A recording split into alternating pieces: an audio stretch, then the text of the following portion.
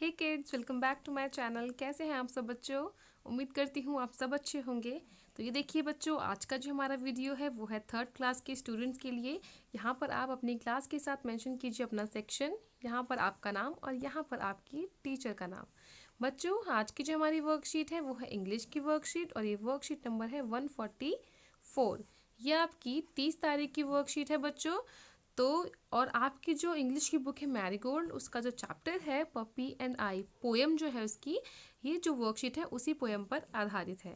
तो चलिए हम अपना आज का ये वीडियो शुरू कर लेते हैं, मगर उससे पहले अगर आपने अभी तक मेरे चैनल को सब्सक्राइब नहीं किया है तो मेरे चैनल को सब्सक्राइब ज़रूर कर दें और साथ ही लगे बेल आइकन को भी प्रेस कर दें, जिससे मेरे लेटेस्ट वीडियोज़ की नोटिफिकेशन आपको मिलते रहें। तो चलिए बच्चों, हम आगे बढ़ते हैं अपनी इस वर्कशीट की तरफ।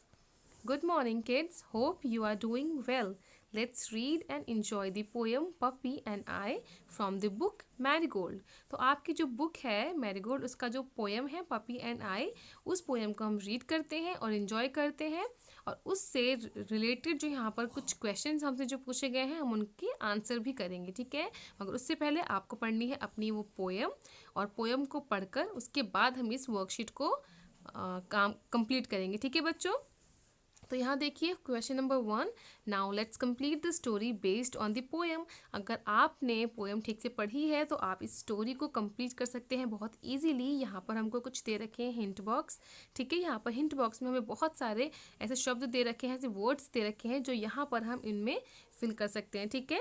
तो अगर आपने ये पोएम पढ़ी है तो आपको पता होगा कि कौन सा वर्ड कहाँ पर आएगा, क्योंकि जो सीक्वेंस हुआ है, जो पोएम में जो चीज़ें जैसे जैसे हुई हैं वैसे ही यहाँ पर हमको उनको फिल करना है, ठीक है। तो सबसे पहले देखिए बच्चों, one day a boy met a man. जो बच्चा है वो किससे मिलता है एक दिन? बच्चा जो है मिलता है विद अ मैन, ठीक है। He met a man. तो यहाँ पर आप लिखिए बच्चों मैन। फिर उसके बाद देखिए the man was going to the, where was the man going? Man was going to the village, ठीक है। यहाँ पर ये लिखा है बॉक्स में विलेज। तो यहाँ पर आप लिखिए the man was going to the village to get some, ये क्या दिख रहा है आपको चित्र में? टू गेट सम ब्रेड, है ना। तो यहाँ पर आप लिखेंगे बच्चों ब्रेड। उसके बाद आएगा देन द बॉय, यहाँ पर आएगा बॉय, देन द बॉय, ये देखिए पिक्चर में आपको दिख रहा है ना बच्चा। Then the boy met a, ये क्या है? जो आपको, अगर आपने पोएम ढंग से पढ़ी है तो आपको पता होगा उसके बाद जो बच्चा है किससे मिलता है? The boy met a horse, ठीक है। तो यहाँ पर आप लिखेंगे horse. The horse told him that he was going to the village to get some, ये किसका चित्र है बच्चों? ये है हे, ठीक है। तो जो हॉर्स होता है वो बोलता है बच्चे से कि मैं जा रहा हूँ विलेज यानी गांव, ये जो है ना, जो चारा सा, जो ये भूसा सा जो होता है वो लेने के लिए, ठीक है। उसके बाद देखिए यहाँ पर at last the boy met a puppy, और सबसे आखिर में जो बच्चा है वो मिलता है एक पपी से। यहाँ पर हम लिखेंगे पपी, ये रहा पपी। ये पहले तो हम यहाँ पर हे लिख लेंगे, उसके बाद यहाँ पर आएगा puppy. Who was going up the hill, ये किसका चित्र है बच्चों? यही हिल। तो यहाँ पर लिखा है हिल, तो आप इसको लिख लेंगे यहाँ पर हिल टू रोल एंड प्ले। तो जो पपी है वो बोलता है कि मैं जा रहा हूँ हिल पर वो रोल करते हुए खेलने के लिए, जो रोल करते हुए गिरते हैं ना उसी तरीके से वो खेलता है। तो बताता है कि मैं हिल पे जा रहा हूँ खेलने के लिए। तो the boy happily went with the puppy to roll and play, तो जो बच्चा है वो खुशी खुशी उस पपी के साथ चला जाता है खेलने के लिए उसके साथ, ठीक है। तो चलिए आप इन हिंट बॉक्स के द्वारा यहाँ पर दिए गए जो सारे फिल इन द ब्लैंक्स हैं उनको कंप्लीट कर लीजिए बच्चों। मैं भी आपको यहाँ पर करके दिखा देती हूँ।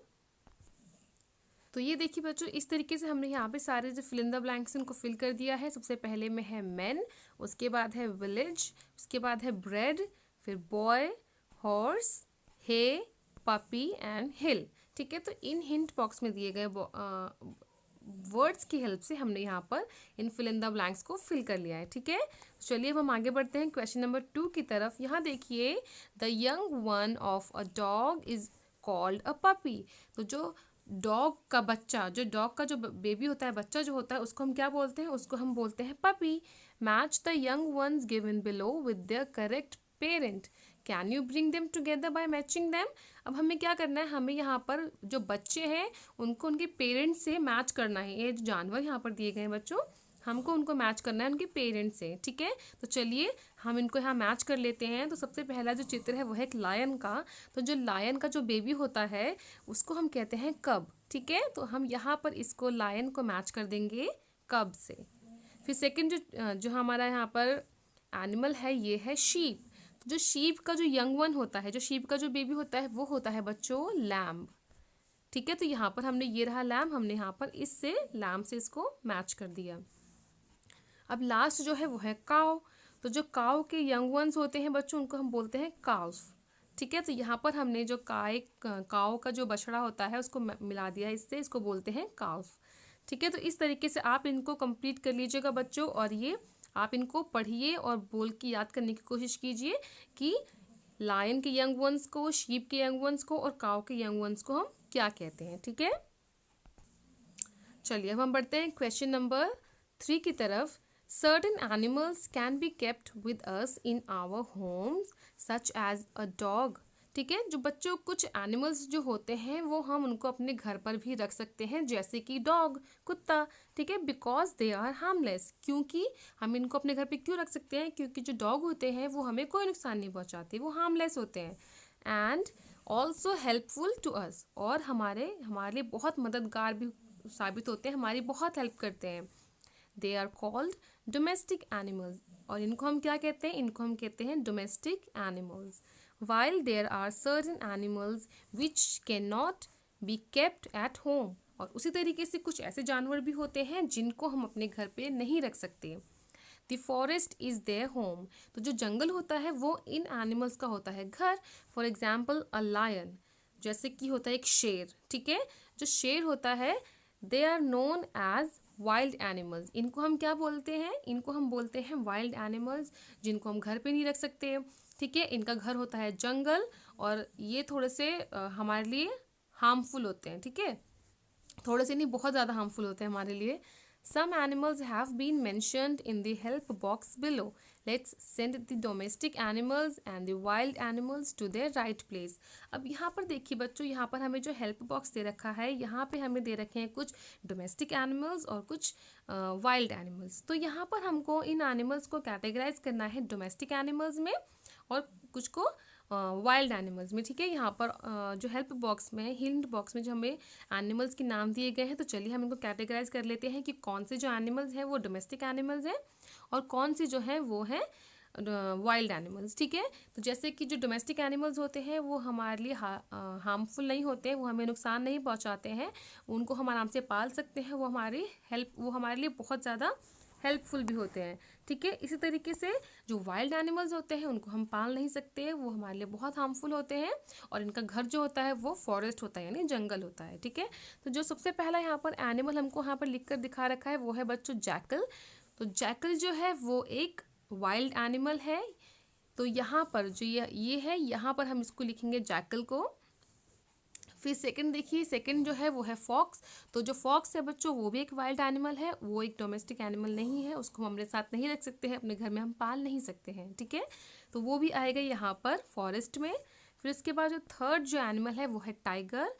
As we all know tiger is also a wild animal. तो यहाँ पर हम लिख लेंगे टाइगर, क्योंकि हम इसको अपने घर में पाल नहीं सकते हैं, ये एक फॉरेस्ट एनिमल है, एक वाइल्ड एनिमल है, ठीक है।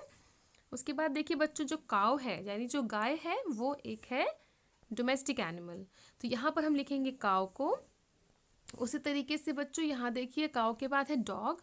डॉग जो है वो भी एक डोमेस्टिक एनिमल है, ये हमारे लिए हार्मलेस होते हैं और हमें बहुत हेल्प करते हैं, तो यहाँ पर हम लिख लेंगे डॉग। उसके बाद देखिए बच्चों एलिफेंट, जो एलिफेंट है वो भी एक वाइल्ड एनिमल है, तो एलिफेंट भी हम घर पर नहीं पाल सकते हैं, तो यहाँ पर एलिफेंट को भी हम लिखेंगे फॉरेस्ट में।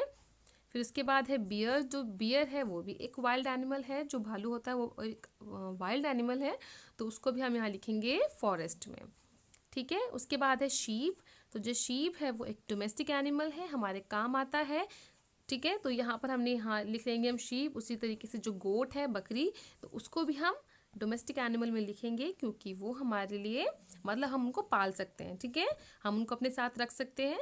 और इसके बाद जो एंड में है वो है बफेलो। तो बफेलो भी है बच्चों एक डोमेस्टिक एनिमल, इनको भी हम पाल सकते हैं। तो इस तरीके से जो जैकल, फॉक्स, टाइगर और एलिफेंट और बियर, जो ये 5 एनिमल्स हैं वो हो गए वाइल्ड एनिमल, जो हम उनको यहाँ लिखेंगे। ठीक है, और उसके बाद जो है ये है काओ, डॉग, शीप, गोट और बफेलो, वो है डोमेस्टिक एनिमल, तो उनको हम लिखेंगे यहाँ पर। तो चलिए बच्चों इनको हम लिख लेते हैं। तो ये देखिए बच्चों, इस प्रकार हमने वाइल्ड एनिमल्स को यहाँ पर लिख दिया है और डोमेस्टिक एनिमल्स को यहाँ पर लिख दिया है। ठीक है, तो ये देखिए बच्चों, इसी के साथ हमारा आज का ये वीडियो यहीं पर कंप्लीट होता है। उम्मीद करती हूँ आपको ये वीडियो पसंद आया होगा। अगर आपको ये वीडियो पसंद आया है तो इसको लाइक ज़रूर करें बच्चों, और इनको अपने दोस्तों में शेयर ज़रूर करें। तो चलिए जल्दी मिलूंगी आपसे एक नई वीडियो के साथ, तब तक पढ़ते रहें, बढ़ते रहें। Thanks for watching, bye bye.